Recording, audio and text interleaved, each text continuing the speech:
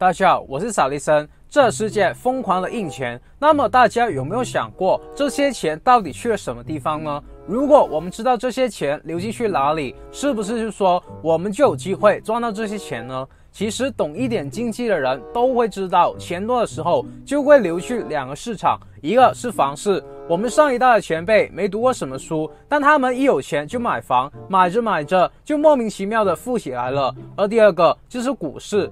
但股票市场的玩法越来越复杂，因为越来越多的基金成立，也就是说，越来越多的钱都在那些基金经理一个人的手上，他们想要怎么操盘就怎么操盘。所以你看，股票市场的波幅比较大。你像我们之前教大家，还可以做空赚快钱，对吧？但就算波幅再大，有所谓的熔断和崩盘，但股票市场还是一直上涨的。这是为什么？很多人都跟我学习创业，但大家有想过，创业成功了之后，就是我们财富自由了，那我们要如何再上一个层次呢？这时候你就会接触到一些玩资本的人，他们就会告诉你一个很心动的报价，问你要不要把你的公司卖给他们。比如说，我有一个朋友，他的公司是做医疗仪器的。我之前听他说，他公司的年税后收入也就是几百万美金而已，但他最近被一家上市的公司收购了，卖了1个亿的美金，也就是他公司的估值有1个亿。我有很多朋友都是靠卖公司发财的，每次做好一个项目赚钱了，就把公司卖了，然后不断的重复这样的动作。但问题来了，我朋友的这家公司真的值1个亿美金吗？为什么这家上市的公司愿意花这么大的手笔去买下我朋友的公司呢？今天这部影片会分享给大家，我最近在资本市场悟到的就是属于金字塔顶部的东西。毫不夸张的讲，当我意识到这些庄家思维以后，我的价值观直接打开了。原来自己一直创业炒股，虽然赚钱了，但到头来才发现自己还是给别人做嫁衣裳，为那些庄家抬轿打工的。所以我现在立志要提升为一个资本家。如果你跟我是同路人，一定要为我点赞撑腰啊，并且跟我进行思想的连接，订阅我的频道，然后打小铃铛。首先，有点灵性的兄弟姐妹就会想到，上市公司要赚的是股票市场的钱，他们公司业务本身呢，可能只赚1个亿。但在股票市场里面，他们却可以赚到100个亿啊！只要那些基金经理，也就是大户，愿意购买他们公司的股票，那么他们公司的股价就会上涨，他们赚的就是股价上涨的钱。你看那些世界富豪，比如说之前提及的马斯克，他身价能翻几倍，就是因为基金经理拿大部分人的钱去推升他们公司的股票。那怎么才能让大户买他们公司的股票呢？需要一个借口，这个借口就是业绩。你想让别人投钱给你，你是不是要告诉别人我公司赚钱了啊？那这业绩怎么来呢？买吧，只要把一些跟我们这行业比较接近的，而且有业绩的公司买回来就好了。而整个资本市场里面，其实玩的就是一个叫做并购的游戏，合并加收购。为什么你赚了100万，我愿意拿1个亿收购你的公司啊？这些思维真的，我认为每个人都应该要学啊。比如说，里面有一个协同效应，简单来说就是1+1大于2。比如 Tesla 是一家搞技术的公司，那么他收购了 Twitter， 就是因为马斯克认为他缺一个做自媒体平台的技术啊。有了这个平台，他就不需要担心渠道的问题，他就可以提升 Tesla 的影响力。你想想啊，现在这么多公司都在搞电动车，比如说内地的比亚迪、理想，还有苹果和小米这些搞手机的，都说要做车了。那我怎么干得过这些公司呢？我不跟你拼技术，我跟你拼品牌。而 Twitter 这个平台真正是可以让它提升品牌影响力的地方。然后这种并购啊，就好像以前打了胜仗，你的这栋城池现在是我的了，那我会怎么样？我会把里面的资源都拿过来，比如说 Twitter 的数据库，对吧？它全世界有这么多的用户，我知道这些大数据对我的产品有没有帮助啊？我知道你喜欢什么，不喜欢什么，那我是不是更接近消费者的需求？那我做 Tesla 电动车是不是就会比其他的电动车更贴心？那我是不是就能够一直引领电动车的市场？因为我知道一些你不知道的数据啊，而且当我收购了 Twitter， 我可以把里面的人才都拿过来自己用嘛。我就喜欢 Twitter 的销售，这帮销售太牛了，但我把他们一个个挖过来的话就很麻烦。所以我索性就直接并购了他们的公司，我不需要自己重新去打造一个 Twitter， 我只需要把现在已经很成熟的团队和技术全都拿过来就行了。这就是马斯克。那么这时候比较聪明的人就会问，并购要掏很多钱的，我没有很多钱啊，那并购这件事是不是就跟我无关啊？我以前也一直觉得搞并购的往往是自己要有很多钱，现在想一下，其实自己还不是很会变通，就是我的思维一直被我固有的主观感觉给框住了。我一直都有透过杠杆来投资买房啊。那么全世界90%搞并购的人呢，也不是用自己的钱去操作的，也是透过杠杆来把别人的企业变成自己的。这么说吧，如果你想把自己的企业做大，你不可能完全靠自己的力量，慢慢的一家公司去开。所以你想要成为一个资本家，一定是透过杠杆并购的方式。简单来说，就是我用他公司的钱去把他公司收购回来。这跟我们买房是一样的，比如说一个房子100万美金，那我支付头款可能付了20万，那剩下80万我找银行借，然后每个月要去还月供，那贷款怎么还呢？我就把这房子转租出去，用租金来弥补这月供和本金的利息。那么租金就是用这房子本身赚的钱来还给银行，这流程呢就相当于我用房子的钱把这房子给买了。而杠杆并购的原理也是一样的，就是我找第三方借钱把你公司收购了，然后用你公司未来产生的利润来还我跟第三方所借的钱。整个目的呢就是让自己花很少的钱，但我就可以把对方的资产买下来。而且我不但要买一家，我可能要批发的收购。我看过最巅峰的最牛的，他甚至完全不花钱都可以把对方的股权拿回来。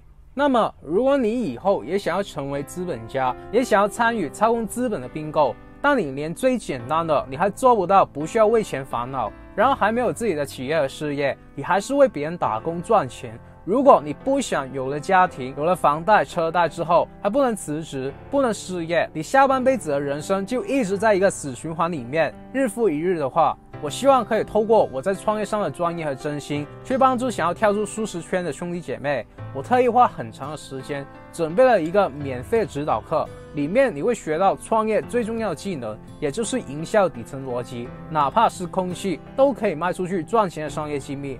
很多的同学都反馈说，他们听完了之后就瞬间开悟了，然后就生出很多赚钱的想法，也知道下一步如何去实践，这才是最重要的。我希望每个人都可以为自己干。如果你对这个免费的指导课有兴趣，你可以在影片描述栏上的第一条链接去免费报名，希望你还能报名啊。那我最近我投行的老大教会我一个不花钱都可以做并购的操作方法。比如说我有一个生意是做批发的，假设我批发的产品在市场上我是龙头，我占了30%的市场份额，而第二名的老板呢，他只占了15%的份额。但做我们这产品的市场竞争呢就越来越大，我和第二名都达到一个瓶颈期，就是钱都能赚，但一直无法赚更多啊。所以我就找到了第二名，我问他，我们彼此都认识了好久对吧，要不我们就合作吧。怎么合作？首先第二名假设他1年能赚100万美金，那么我就跟他说，我保证你1年后能赚150万。如果赚不够150万，我自己私人贴钱都会贴够你150万，条件是你只需要把你公司让给我来经营，公司还是你的，我只是来替你打工，我来当你的 CEO， 赚到的钱全都是你的，你就躺着收钱就好了。你看他以前要自己干，然后才能赚100万，然后现在我替他打工，我还保证他150万的被动收入，这吸引不？就是他还是100%的控股，所有权还是他的，我不要。但你要把公司的经营权给到我，让我指挥，我还可以跟他签合同。我把公司交还给他的时候呢，东西只能多不能少，少一样我都赔钱。比如说他的公司多请的员工啊，多用的广告费啊，都是我来出钱。然后我还给他的时候，这些资源都是他的，而且我还可以每个月付他钱。大家都知道做批发的有时候会有一些应收的账款，就是有些顾客会赊账，很多时候我们给了产品，但要等很久才能拿到钱。但现在我答应每个月都给他多付50%的利润，这能不能拒绝啊？不能吧。他人闲了，钱反而多了，他可以去拿这些钱做其他新的生意啊，甚至可以说他只需要每天打麻将都比以前过得更好啊，对吧？所有我答应的事呢，都可以在合同里面白纸黑字的写清楚，他也知道我公司的实力，我有能力支付这些钱。那么这时候如果他答应了，是不是就等于说他把他的公司都交给了我啊？但我拿出来1分钱了吗？没有啊，我1分钱都没有拿。我就把他公司的经营权拿了，那我是不是就可以完全知道他的商业机密了？我是不是就完全拿到他客户的资料了？那么我们两家公司是不是就能够强强联手了？根据刚才说的协同效应，1+1就会大于2，所以他也赚了，我也赚了。我是不是占了整个市场的45%的份额？那么我用同样的手法，能不能找到第3名、第4名和第5名啊？简单来说，我直接垄断了市场。那你可能就会问，我能拿出这150万给第2名吗？如果你熟悉经济的话，为什么我们要垄断市场？首先，我们可以提高我们产品的价格，因为整个市场我是老大嘛，定价的权利就在我的手里，我想要卖多贵就多贵，是不是这样的？其他的虾兵蟹将如果不跟我定价，我就跟你打价格战，我就降价，让我这块大石去砸死你，你能不跟吗？其次，当我规模大了，我来货成本就会低啊，我大笔的采购嘛，肯定可以便宜很多，甚至我推出一些新的产品，我都能赚钱，因为市场上我说了算，客户都是我的了，能听懂了吗？我们并购要的是什么？经营权啊！所以如果你还没有自己的生意，赶快报名免费指导课，跟我学习创业。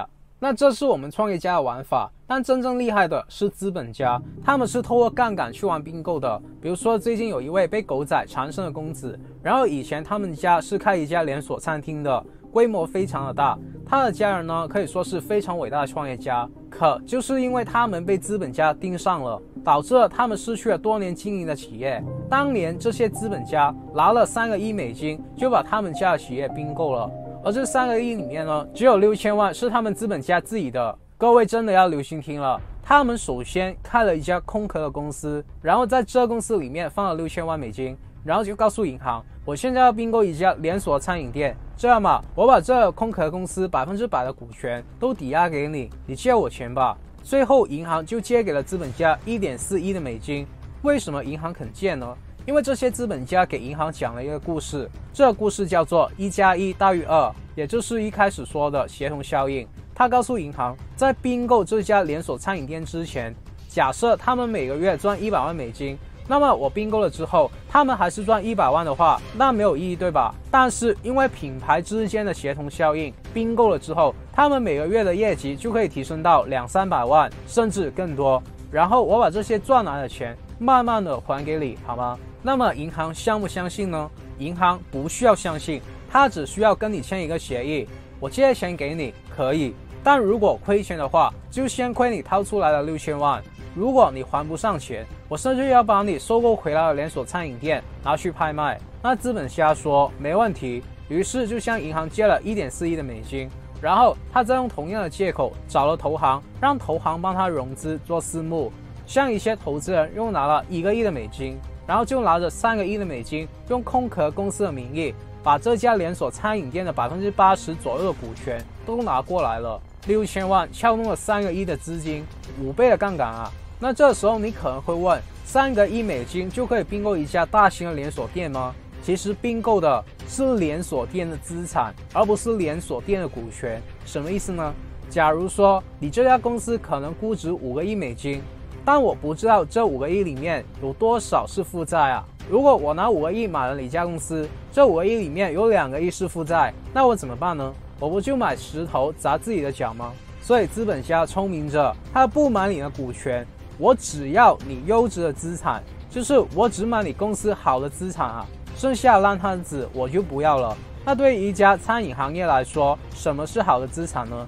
店面吗？桌子、椅子，还是装修，又或者是店面的地段？都不是。这些东西呢，都可以再买再租嘛。那有一点是不可替代的，就是他们餐厅的名字，也就是所谓的品牌。一家企业最重要的就是品牌。我把你的名字买了下来，然后套上去我空壳的公司，整个世界只有我这家空壳公司可以用这名字。那么这些资本家就控股了这家空壳公司80%左右的股权，然后剩下10%几的股份就分给了这家连锁店原来的东主。就是那些资本家已经可以绝对控股了，就可以用连锁店的名字去经营这家空壳公司呢。但绝对控股也不够啊，这些资本家说，前东主还占了10%的股份，我要完全控股，就是把他的股份都拿过来。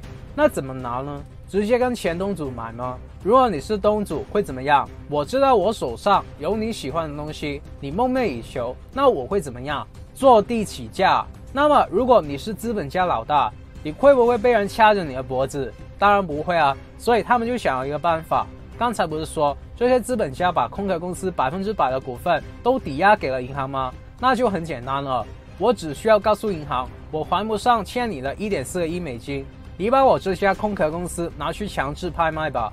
这样做有什么好处？首先，前东家的10%几的股份都会被强制拿去拍卖。其次，一般银行的拍卖都会便宜一点，就是打个7折左右吧。换句话讲，100%的股份值3个亿美金，现在只需要2.1个亿美金就可以买到了。那么这2.1个亿美金，前东家能拿出来吗？他拿不出来的，不然他也不会卖公司啊。那谁拿得出来呢？资本家他自己啊，只是左手赚右手，而且他只需要7折就可以买到前东家10%几的股份了。所以创业家搞了这么多年的企业，如果不熟悉资本市场的话，到头来就可能被华尔街资本家学习啊。所以听到这里，你会发现企业并购之所以可以做到1+1大于2，最重要的是什么？经营权。简单来说，就是它的名字，它的品牌效应啊。我们发现市面上有很多法国和意大利的服装品牌公司都是华人持有的。那么这些被并购的外国公司，他们家的衣服虽然还是非常好看，但实际上所有的运营、管理体系还有利润，是不是最后都是国内的母公司来决定呢？那么你会发现，这些你以为的外国公司经常跟亚洲的公司买产品，比如说找中国的公司代工，其实根本不是啊，因为这产品本来就是他们自己的，他们只是把产品贴了外国的商标罢了，还是一样的生产线，只不过换了包装出去。那么现在很多伟大的企业都是这样走出亚洲的。而还有另外一种，就是并购外国的品牌，而不是打外国的市场，而是为了打亚洲的市场。比如说 Fila， 意大利著名的品牌，对吧？很多人其实还不知道啊，其实这家公司在中国的商标使用权还有专营权等等都已经被中国的安踏公司并购了。安踏之前有一半的业绩呢都是来自 Fila。 对于安踏而言，他只放权让 Fila 继续做自己就 OK 了，他们的设计师啊、经理啊、管理人员啊都是把持下来的。为什么？因为这帮人干的最熟悉，而因为有了这帮人，所以才可以继续的保持 Fila 是一家纯正的意大利公司，这一层意大利的背景，这样就可以继续在高端市场定位了。很多创业者之所以无法在市场上有立足之地，就是因为他们虽然有很好的产品，但他们的产品卖不出去啊，他们不知道建立一个品牌的重要性。我们说买下一家公司，买的是它的品牌啊。曾经有一个实验是百事可乐发出的，当时他们还是刚出来的新品牌，于是就向可口可乐这个龙头发起挑战。他们随即在街上找了一大批的路人，然后每个人都给他们发了一瓶百事可乐还有可口可乐，让他们尝一尝，然后去为这两种可乐评分。结果大部分的人呢都选择了可口可乐，但是当他们把可乐的包装都卸下来的时候，当品尝的人不知道哪一杯是百事哪一杯是可口可乐的时候，结果反而是反过来，认为百事更好喝的人更多。百事的这个实验就证明了品牌的影响力有多大。就算你的产品可能更好，又如何？仅仅是 logo 和包装的作用，就可以让人觉得这款饮料是更好喝的。简单来说，品牌的作用就是溢价。比如说不考虑版权的问题，如果我发现可以完全做一部在性能上、外观上跟 iPhone 一模一样的手机，只不过它的 logo 不是被咬了一口的苹果，而是被咬了一口的香蕉，而我的价钱比 iPhone 便宜一半，那你会买吗？你不会的，因为你会被人家笑的。所以你看，我以前读书的时候拥有人生第一部苹果手机，然后我走在街上都会觉得自己走路带风，就是一种莫名其妙的优越感，这连我自己都是无法理解的。我用过苹果产品之后就已经回不去了。所以你想，如果苹果被其他的手机公司收购了，比如说小米好了，那么你觉得小米的股价会不会翻几倍呢？所以我自己刚开始做生意的时候，已经意识到要打造一个品牌，也就是你要学习营销能力。销售和营销的区别，一个是你追着顾客去跑，一个是顾客求着你把产品卖给他。而我认为今时今日，每个人都应该为自己打造一个品牌，而且是要有系统性的。你可能会说，我有啊，我在 IG 有 po 照片啊。对的，如果你能够赚到钱的话，其实你也是在经营自媒体，就是这么简单。但如果你想要真正的把自媒体的生意做大，我更推荐的是 YouTube 这个平台。YouTube 是我认为可以让每个人财富自由的平台，就算你一无所有，就算你白手起家。因为一家企业就算每年花费巨资去打广告，去请营销人员，都未必能够把品牌做起来。原因就是只有创始人才可以真正的理解自己的品牌。而 YouTube 这全球第2大的搜索引擎呢，首先可以为你带来无数的免费流量，最重要的是你一个人都可以在任何时间任何地方，哪怕你在旅游在玩，都可以创业赚钱。更重要的是，你只需要一部手机和电脑就可以干起来了，你自己就可以是一个电视台，你有自己的粉丝和观众。那么如果你对这个项目有兴趣，如果你想让我带着你去学习创业，欢迎你走进我的创业商学院，成为我的学生。我不但会教大家所有的东西，比如说最简单的剪辑啊、设计啊、SEO 啊、写内容啊等等，就是我会给大家一个系统，大家只需要把这个系统套用在自己的身上，哪怕你对自媒体一无所知。而最重要的就是心法部分，比如你可以学会营销，学会如何成为一个真正的领袖，如何的运筹帷幄等等，这些都是我30多万订阅以及一直做生意所总结出来的数据以及市场调研。我希望我可以帮助到每一个学生去改变命运。如果你想要成为我们其中的一位，你可以在影片描述栏上的链接加入。最近我们会取消前期的优惠，或者考虑取消赠送财富自由品书会。品书会里面呢，不但会有我团队拆解书籍的音频，还有我不定期更新的课程。最重要的是，我们有几千人的 Facebook 群组，你可以在我们大家庭里面去认识高素质的人脉，希望我们不会错过。好了，有什么问题可以给我留言，只要你们能在我今天说的内容里面找到1-2句话是有用的，能够帮助自己的人生过得好一些，我就心满意足了。那么接下来的每周8点30分，我都会继续的分享关于成为富人、企业家、投资家、达到财富自由的免费信息。如果你不想再错过，我还是呼吁你订阅我的频道，然后打开小铃铛，然后无私的把影片分享出去。我真心的祝福为这部影片点赞兄弟姐妹们早日达到财富自由。好了，我们下礼拜不见不散，拜。